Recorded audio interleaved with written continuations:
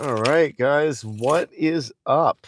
This is the first live stream that I have done on this channel. Not my first time ever live streaming, despite what you may think. Um, this live stream is tentatively titled "Is Mud Season Over?" and I am certainly hoping so. As you can probably tell, it is sunny and I want nothing more at this point in time than to just be rid of the mud because I have 5 or 6 sows that are waiting to farrow and give me some more piglets, and every day I get more emails from people whose breeder went out of business this past year, and now all of a sudden they need, 5 or 6 piglets to have ideally by the middle of April, and what's your availability looking like? So, anyways, it's been interesting, and we're definitely ready for this for the weather to change. And up in New Hampshire, we get pretty excited when the temperature is above 40 degrees or so. So, I actually am leaving my job in addition, and I suppose I will probably make videos discussing this and unpacking this a little bit further on the channel, about kind of the balance that I'm currently striking with farming. My wife and I have kind of managed to have, we got a lot going on. There's a lot of moving pieces, but we're putting a lot of work in to have a farm, off the farm, a lot of work to make the farm thing happen. So it's sort of part time farming, and working. I work full time as a nurse, and my wife Myra, she's doing, um, well, she does a lot of different things for a handful of different companies, but she has the benefit of working from home. I say benefit, but it's also sort of stress of working at home because she also has the kids there, and she helps me out with the feedings and when I'm at work. So it's a delicate dance. And I know there's a lot of gurus that say that you can make X amount of dollars with, a quarter of an acre, and all you got to do is follow their 3-step magical plan, and then you can, you too can have mega millions from farming. But hey, hello Neox, little bro, how are we doing? Good to see you guys in here. um I definitely like live streaming a lot better than the videos because it gives me a little bit of an ability to talk to folks directly. And so, yeah, so I'm actually in the process of leaving work, and I figured since I just hit 50 subscribers on my channel, it would be nice to try to see about going live and seeing how everything would go. Neox, my channel generally is about farming and specifically about pigs, although in addition to being a farmer, I'm also a nurse and have a family, and so there's a lot of nuts and bolts involved with farming. You got to have a good enough job so that you can work hard to afford the job of being a farmer. Is kind of where I'm heading. Although one of the things that I would like to talk about, um, eventually, as I have time to make videos on the channel, is sort of the financial components involved with farming, because for a lot of folks, farming starts off as this dream, and then you get your first couple of chickens, and you add some pigs, and or at least that's the way it worked for me. Other people want goats. I tried goats. Oh my goodness, I do not like goats. I want to like goats, but I don't like goats. I like eating beef, but I'm not a huge fan of cows. So pigs kind of is where things took off for me. And I found some demand in the market when it came to piglets up here in New England in the springtime. And so all of a sudden it went from this is just going to be, put protein in my freezer. It turned into, well, now this has kind of become a business. And wouldn't that be awesome if I could work from home on the farm and be able to kind of, work with my kids and help my wife out at home. And, we would have kind of something that would be a little more sustainable and self-contained. That was kind of the goal. So, um, Well, I appreciate that, little bro. That would be awesome if you subscribed. I would love to have you on board. Um, I think that I think that the well, I'm curious as in terms of what you guys are interested in terms of my channel and with farming because it's there's not a lot of people who are doing what I'm doing, and my goal is to try to get more people involved in farming. Um, I'm a big believer that most of the things going on in our society, for better or worse, would be better served if more people were, um, you know, if more people were directly involved in growing their own food. It's been a big eye opener for me. I've only been doing the farming seriously for about 4 years now, and the more that I do of it, it's amazing. It's a good way to build community and meet people, and that's the biggest takeaway I think that a lot of people overlook when it comes to farming is that it's not just certainly if you're thinking about getting into farming for the money, in almost every possible case, I would say um, that you would want to find a better way to make money. And I see we're talking in the comments about religious beliefs and faith. I am a believer in Jesus Christ. I don't have much beneficial or kind things to say as far as Lucifer, the morning star. He's done very little to help me, honestly. So I'm much more attuned to trying to serve Jesus as best I can, and I'm certainly imperfect, but that's why I need the grace of a savior to redeem somebody like myself. The car that my vehicle, this is a Toyota. This is a Toyota. Why did it take me a second to think about that? It's a Toyota Tacoma, which I've always liked Toyota vehicles just due to their reliability. And I had a 4Runner, which was two-wheel drive, and that was a great vehicle. The problem is, right after I moved to New Hampshire, I'm kind of looking to replace that, and this was in 2021. I'm trying to get something with four-wheel drive because I had a two-wheel drive 4Runner.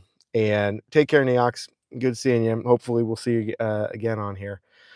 Um, and pretty much my old 4Runner broke down like a mile away from the Toyota dealership, and I said, "Okay, I'm gonna have to suck it up and buy a new vehicle and just take the payment on."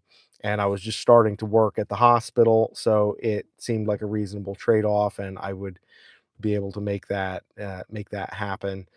So, having a payment is not fun, but at the same time, having a working four-wheel drive vehicle is very useful, and I've been very appreciative of that. So, that's been kind of my experience with vehicles. I would love to have an American-made, like a Chevy.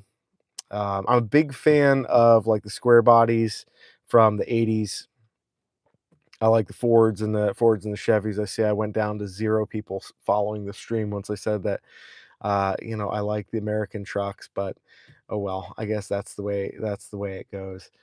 Not everybody likes the Toyota Tacomas, and that's just the way that it is. I feel bad for my vehicle actually because this thing was so nice. It was brand new in 2020, and my first brand new vehicle that I've ever gotten. And like within having it on the farm and not even driving it in the fields or doing anything really extravagant work wise with it, it's just bumpers gotten knocked off, mirrors gotten smashed up. Myra Herrera, who is this? Well, I love you too, Myra, and that is my beautiful wife. Um, and one of these days, maybe I'll convince her to come on here and we'll do a live stream together.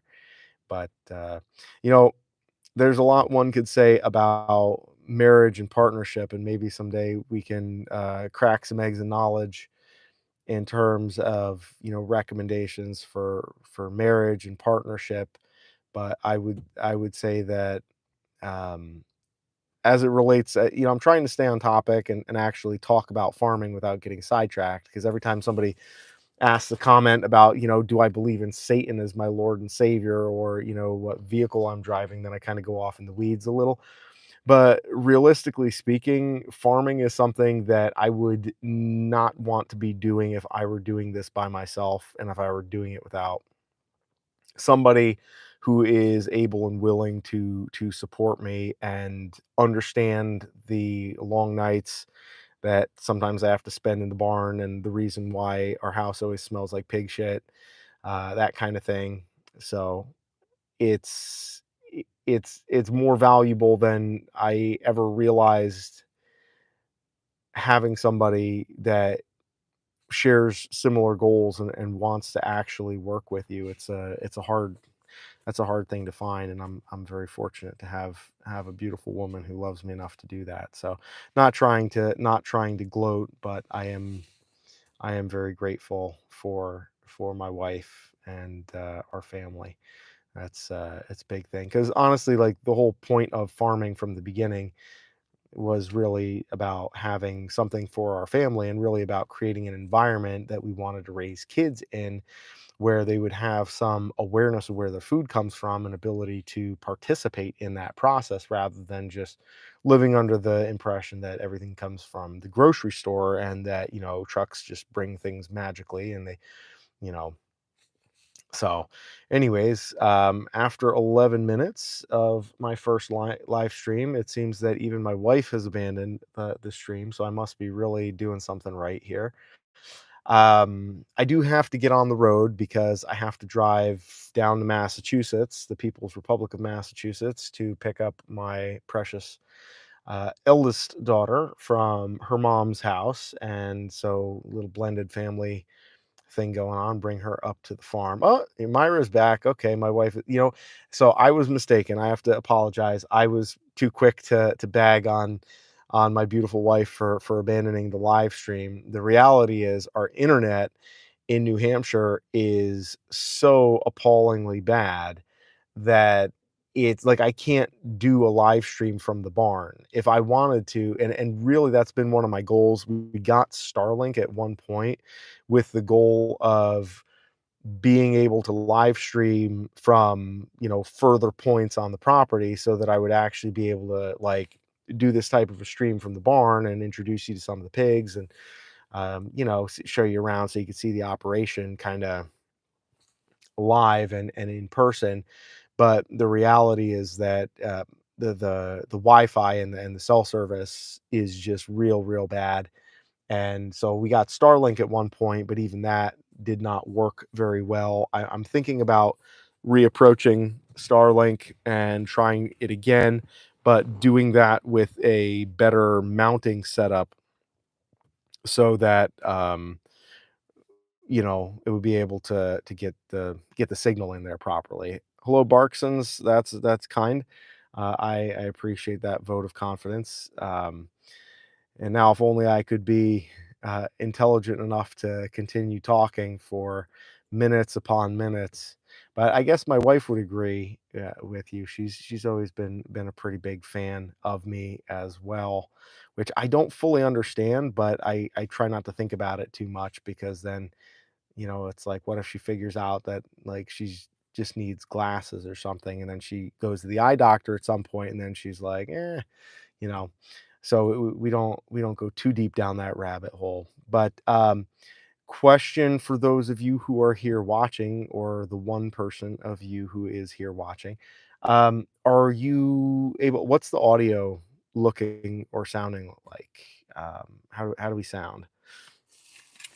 I'm using this little uh, lav mic, and I've been a huge fan. This is the Hollyland. I think it was a Hollyland. Yeah, Hollyland Larks. I got it from some YouTube, um, uh, some YouTuber who recommended them, and they've been super useful. Saline oil, safe to inject into the testes. So I'm not entirely sure what kind of oil that is, Barksons. I don't know if you misspelled. I don't really deal with any kind of testicular injections. I do a little bit of castration on the hogs when the situation calls for it, but we're not doing oil. There's no oil involved in that. Pretty much, it's just iodine before incision, and then after the incision, then sometimes I'll use a little quick clot powder to kind of stop the bleeding. But I found that if you are quick and precise with your cuts, that typically and actually you don't cut more than you need to, because actually you don't need to make very large or deep incisions. You can kind of get away with very little bleeding. And I've had good luck, haven't lost any piglets in the process of doing castration. Usually I'll get one piglet a year, maybe two, that'll start to get a little bit of tetanus. Um, oh, I got you. A vacuum pump machine needs rewiring for it to work correctly on the udder. So I'll have to be perfectly candid with you, Bark, since I am not, I don't do anything with cows or milking. We did have a cow. We did one cow for beef, and that was mixed results. It wasn't terrible, but it wasn't great.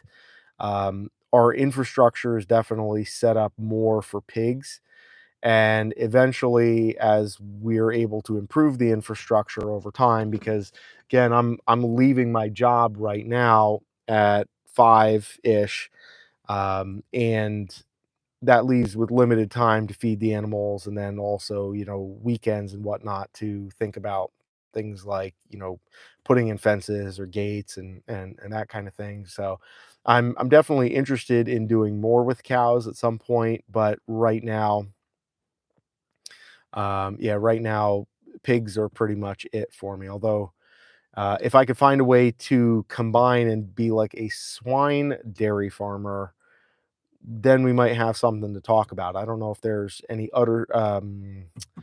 vacuum systems that you're aware of that would allow me to harvest pig milk. My understanding is that there's not currently a huge market there, but I think that could be the next big thing, and I would, be interested in trying that. I've got a couple sows that really do put out some decent milk. But milking is a little above my pay grade, though, honestly, just because of the fact that you have to get up early in the morning and you have to be very consistent, and you're kind of married to that. And I'm not a morning person. I'm getting better at that, but if I have to get up in the morning, I'm not worth very much for a little while.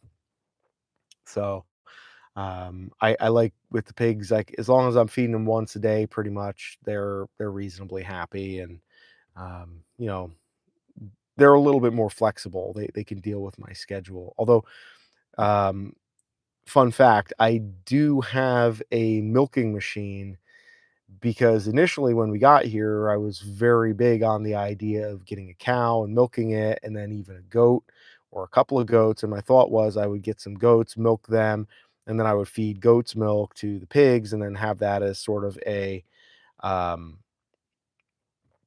have that as a feed source for the hogs that would, also afford my family to have a little bit of dairy. I mean, we don't drink a ton of dairy, but we thought it might be interesting. And so at this point, it's just been, the idea of what we want to do in farming. It all looks great, and when you get those books off of Amazon, and it's like, oh, it's only this, and you can do that too, and it's not that big of a deal, and then you kind of get down to the brass tacks of it, and it turns out to be a lot of work. And so I've chosen to put more of my time and attention into specializing and really drilling down into improving what I can do with the pigs, and really getting more invested in the breeding and developing the lines of hogs that I want to be able to sell, both as breed stock and also like terminal crosses that are going to be really consistently high quality meat, to be able to market to other people, myself, and also for other people that are raising pork. Because if you're selling pork, you want to make sure that you're getting quality pigs that are going to be um, able to produce the same results consistently for all your customers as well. And so, unfortunately, the way a lot of people approach pigs is that, if you put a male and a female, one's got balls, one doesn't, you put them in a pen together, and 3.5 months later you got babies. Now I'm a hog breeder. And the reality is that, it takes a lot more than that to be a breeder, and it takes time, it takes trial and error, it takes culling, and you have to be very relentless in that. And that's one of the things that honestly is probably the hardest thing about breeding, is being relentless enough to cull animals who are not really making the grade, because maybe they're nice, but they only are, weaning 3 or 4 piglets per litter. And when, you're weaning 3 or 4 piglets a litter, you're paying money to feed that animal. That animal is not earning its keep because you're not getting enough out of it. And so you kind of have to, you know, get rid of the things that are not productive in your herd.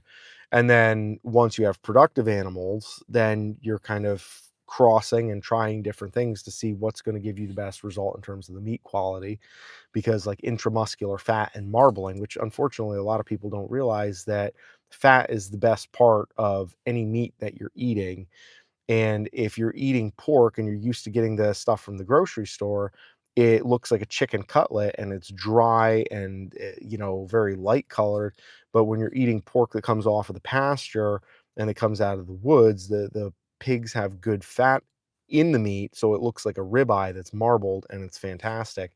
But unfortunately, a lot of people don't really understand that. And so, in order to get good intramuscular fat, which is the fat that's kind of like interspersed throughout the meat, which is, like I said, what you'd see in like a Delmonico steak or something like that, which people aren't really used to thinking of pork that way. That is a genetic component that leads to, or that controls the fat distribution within the muscle. And so that is something that you have to breed for pretty selectively. A lot of people think that if you just get Berkshires or if you just get Mangalitsa's, and there's a handful of breeds that do have a high propensity towards intramuscular fat and marbling, but it's more than just having an animal of this or that breed. It's also really culling and crossing to get the desired characteristics and really narrow down the line or the bloodline of animals and genetics within a herd. And that's what's going to get you the result that you want. And I have it in here. I haven't gotten it here yet because obviously I'm still working at the hospital, and I'm still, um, I'm not selling pork for a living at this point. Let's say the pigs are feeding themselves for the most part, in terms of, financially, but we're a little ways away from having the farm make money. And one of these days, actually, one of the things I want to do on here, I have a neighbor who raises beefalo. And the conversations that I've had with this guy, it would like scramble your brains, the amount of data that this guy has. Because in order to make money farming, everything is about doing everything like 5% faster and 10% cheaper, but you have to do it all the way across the board, where you're given all of those inputs, you're giving them all a haircut. And if you do that, then uh, you're able to make enough money, as long as all of those numbers are getting cut down appropriately. And you really have to stay on top of it and know what you're doing or what you're putting in. And that takes time and focus to be able to do that, which I have not. I'm still developing that, let's say. So I'm happy to be here, happy to be able to share what I'm learning, what I'm doing. Not because I am, by any stretch of the imagination, a great farmer or even a decent farmer, but I'm giving it a good college try, and it's been 4 years, and I still have people coming back and asking if I have any more hogs for sale. So I have found that one of the best ways to actually learn things is to teach and to kind of talk through. So that's why I am here, sitting here talking to you all. So, it has been, we're coming up on 25 minutes. I think I am going to end the stream here. Those of you who are watching this, I would love it if you subscribe to this channel. I would love to be able to do more live streams. I feel like live streaming is one of my favorite ways to be on YouTube because I can kind of talk stream of consciousness and also have direct feedback, knowing what you guys are interested in hearing about, answering questions. Having people troll me is always fun too. You know, I get a kick out of that. It's one of my favorite things in life other than goats. And yeah, so, hop on here, let us know how we're doing, and we'll see you guys on the next video. And until then, thank you for taking the time to come on.